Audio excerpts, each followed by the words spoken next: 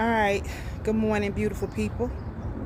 As you all know, if I shall remind you that I have embarked on having a garden this year for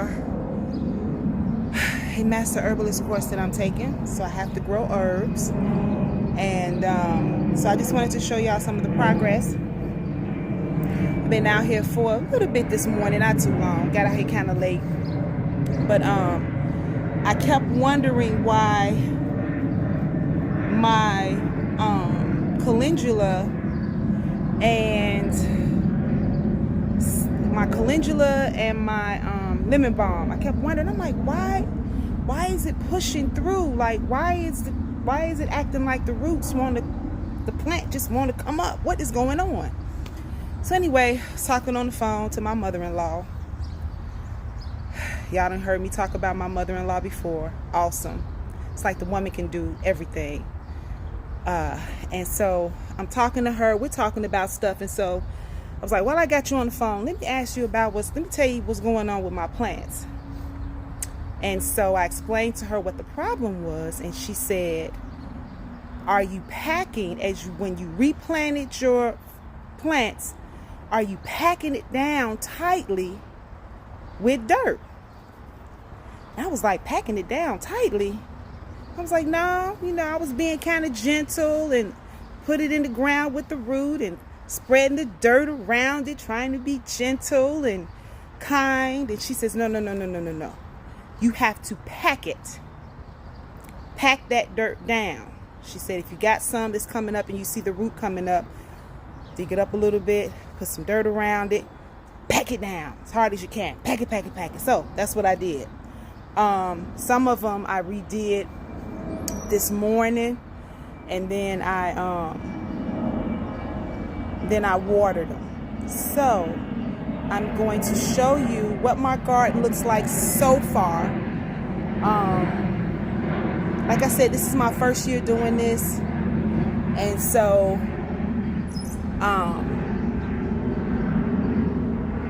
to be honest, I'm winging it. I'm doing this like men do. When they get something new and they figuring out something, you ask, hey, babe, did it come with instructions? Oh, we don't need no instructions. So I'm working like a man. They said, I don't need no instructions. I'm just going to plant this stuff in the dirt, put it in the earth. It's going to do what it's supposed to do. It's going to grow properly. But that ain't working out. I needed some more instructions. So I'm going to turn the camera around and show you. These bugs.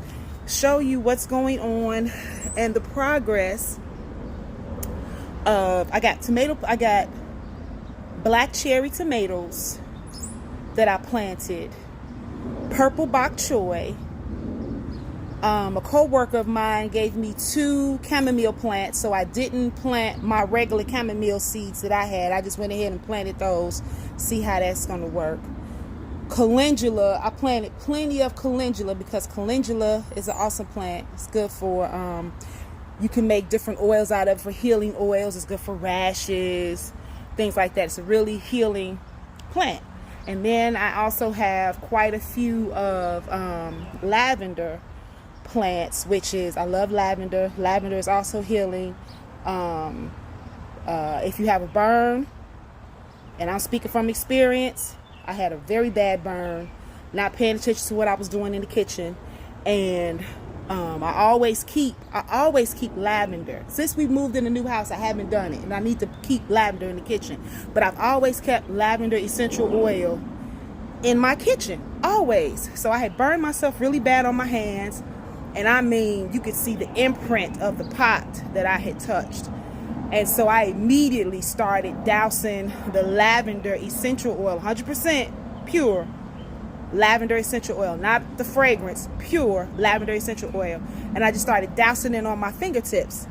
And it immediately stopped my fingers from burning, and I did not get one blister. And it healed so quickly. So that's my testimonial for burns with lavender essential oil. And then I did some research and said that lavender essential oil can also help with third degree burns, which made me think, I'm like, wow, I wonder why they don't use this in burn units. You know, it's natural. But anyway, neither here nor there.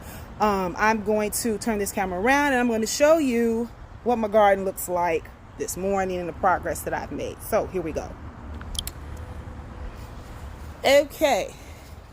So, first of all, we got some lilies growing, sprung up. They so pretty. These are one of my favorite plants. I didn't plant these. These were here from the previous homeowner. They sprung up during the spring, and they're so beautiful. So, my garden, in the back, those little green little plants, those are the ones that I replanted where I was talking about when my mother-in-law told me I have to pack them down with dirt so that they don't push up out of the ground. So those are all of my calendula plants. See, I got quite a few in the back there. Those are the ones I replanted this morning. Dug them up, put them back in the ground, packed it with dirt. These are my tomato plants. If you can see, they've grown some. If you saw my last video, you can see that they've grown some. So I'm excited about that. They're growing. They aren't dying, thank God. I had an animal, I don't know if it was a cat or a squirrel or whatever, took the hole still there from when they dug up my tomato plant. So yeah, so these are tomato plants. These are my black cherry tomato plants. Okay, they're growing beautifully. I think they really like me. And then over here are my purple bok choy plants. They're growing pretty good too. That one that's down further in the dirt, that was one of the ones that I replanted and packed down. I think I did that too much on that one, but we'll see. And so those are my purple bok choy plants that are coming up. I can't wait to see how that comes along. And then I had an animal dug up one of those too, so I planted another one. I don't know if y'all can see it really well, but that little bitty plant right there is starting to spring up. Little bitty. That's another purple bok choy. And then in the back there, those are my two chamomile plants. Chamomile is an herb that's also good for relaxation, helps with sleep. I mentioned before that if you have children that's the age of 3 and above and they fight and sleep and don't want to go to sleep, for the chamomile, if you have children that are 3 years old or older, and we know how sometimes toddlers, they don't want to go to sleep, they want to stay up. Well, make them a little chamomile tea. Pretend that you're having a tea time. You know, mommy, you know, we're gonna have a little tea time. Make them some chamomile tea. Okay? If they are under 3, don't add any honey. Children under 3 cannot have honey. It will hurt them really, really bad. It could kill them. So 3 and up, you can fix them some lavender tea, add a little honey, you know, close to around their bedtime, maybe an hour before their bedtime, help them to wind down. You can add a little bit of, you can also add a little bit of lavender tea to that also. And I'm talking, you want some kids that's going to be knocked out sleep for bedtime, chamomile, lavender, awesome. So I'm going to show you my other plants. I'm going to turn this back around here again. Okay. So, these are the other calendula plants. They looking a little bit tired right now, but I want to talk nice to my plants. I love you, babies. So we're going to grow. Y'all can do this. I need y'all to sprout some flowers for some calendula, healing calendula. So these are the other calendula. Like I said, I had a lot of calendula plants for their healing properties, and I want to end up making a calendula oil. That's the plan. And then over here, I don't know if you can see these little bitty guys back here. Those in the back there those are my lavender plants. And so I think I'm gonna have to redo them too, but I think I want to wait until they get a little bit bigger because they're so small and fragile. I don't want to mess them up and then have to plant some more because it takes a while for them to sprout. Okay, and then over here is my lemon balm. Lemon balm. My lemon balm is doing fine. Lemon balm is also good for lemon balm. Oh, let me turn this around. Okay, lemon balm is also good for relaxation, stress. It has like a lemony mint type fragrance, but lemon balm is really good for stress, especially like for those who may have thyroid issues. And one of the things they recommend is that you keep your stress levels under a certain point, help with stress. Lemon balm can be good for that. So it appears that the herbs that I have out here are good, especially with the chamomile, the lavender, and the lemon balm. All of those three plants have in common is something that helps with stress, helps you to relax. So that's my little garden. I didn't do too much because this was my first time, so I didn't want to buy a whole bunch of seeds and mess up some stuff. And so what I mess up this year, I'll learn from my mistakes as I do it again. So I just wanted to share that with you all. And it's coming along, but I don't know, I guess I just get so impatient because I'm like, I'm ready to see my purple bok choy. I'm ready to pick some purple bok choy because it looks so pretty on the package. And the black, I didn't know that there was a such thing as black cherry tomatoes, and the picture on the seed packet, they look so beautiful. And so I was like, ooh, I want to plant these. So I have those, and the stuff that I have, I love color. So the calendula is a beautiful orange type color that's beautiful. Oh, and I also want to mention what I have coming in from my neighbors on his side of the gate.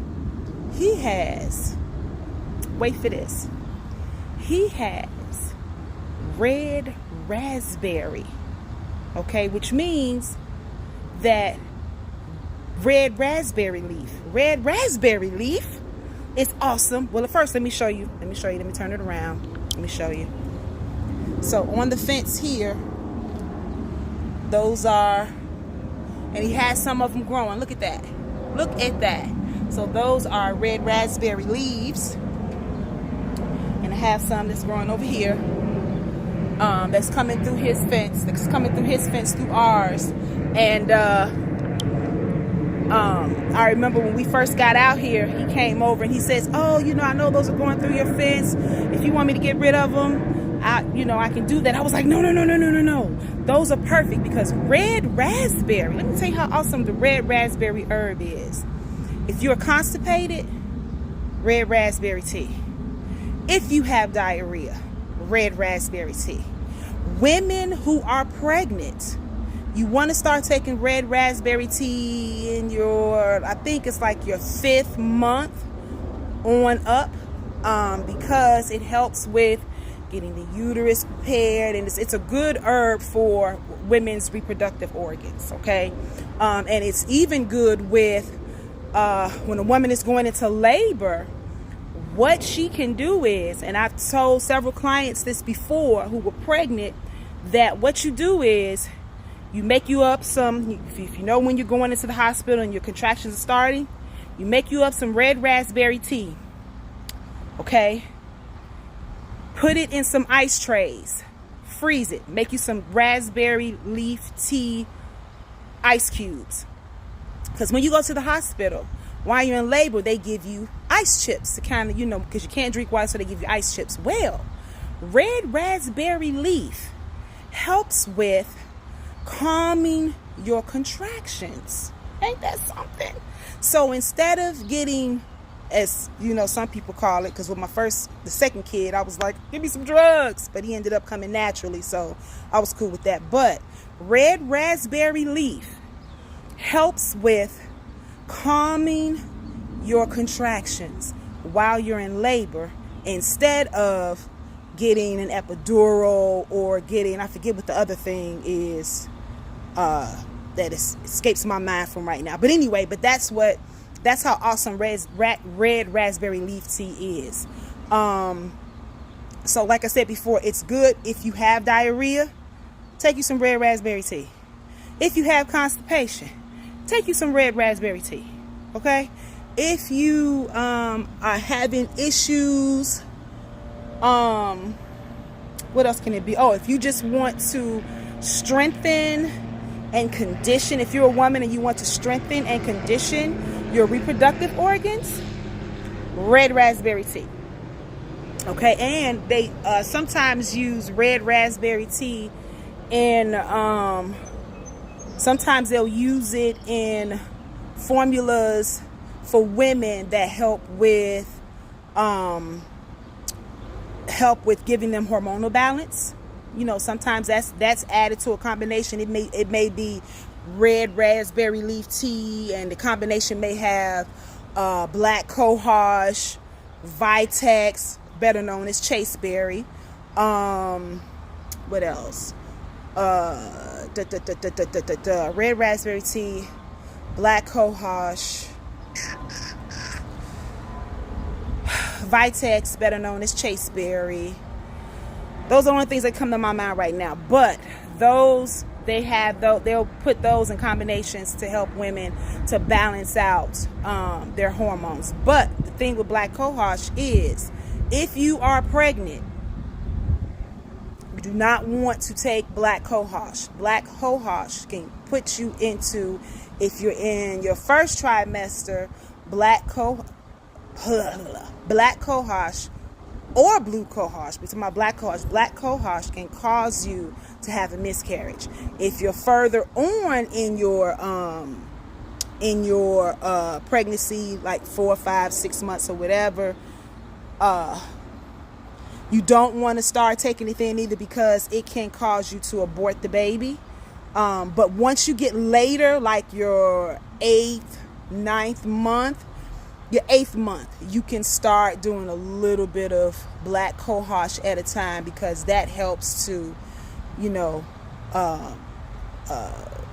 little by little, it starts to get the body ready to start having a baby, to get the body ready to start having contractions. My old job that I worked at, when I was staying in the military town, I was staying in Clarksville, Tennessee. So we had a baby boom at one point, where a lot of soldiers' wives, they were pregnant, they wanted to hurry up and have this kid. So they were coming in their 9th month talking about, oh, I want some black cohosh. I'm like, black cohosh ain't gonna do you no good right now. You should have been taking that, in your 8th month. I'm like, oh, it's not gonna do anything for you right now. So it's kind of weird with that. But enough of my rambling. I'm just gonna show you my garden one more time, and then I am going to try to get ready for work. I have to work today. Ugh. But anyway, let me turn this around so I can show you all my garden again. Hold on. Okay. So, once again, lemon balm. The little plants back there, those are my lavender plants. Okay. Then that's the red raspberry. You got some growing from my neighbor's yard. And then my calendula plants, my babies. Y'all, come on, babies. Y'all pull through. Gotta talk nice to the plants so they can pull through. They gotta pull through. So that's my calendula. And then in the back, one more again, that is my chamomile. It's my chamomile in the back. And then these are my purple bok choy plants. Even the leaves are pretty purple. Oh my goodness. I can't wait till the vegetable actually starts, you know, forming. But those are my bok choy, purple bok choy. And then these are my black cherry tomato plants. Excited about seeing those. They look so beautiful on the packaging. I'm like, what? Black cherry tomatoes? What? Who knew? I didn't. And then in the back there, I had to replant those, the calendula. So we're going to see how these babies go. And then, like I mentioned earlier, these are the lilies that we have growing. They're sprouted back up. They're so pretty. And so, yep. So that's it. I am tired. Gardening is no joke. Like I said before in my other video, I feel like I've been duped. Folks make it seem like it's just this easy, wonderful, oh, gardening. Oh, it's just so, It's some hard work. Yeah, it's some hard work. And, but I got to keep telling myself it's worth it.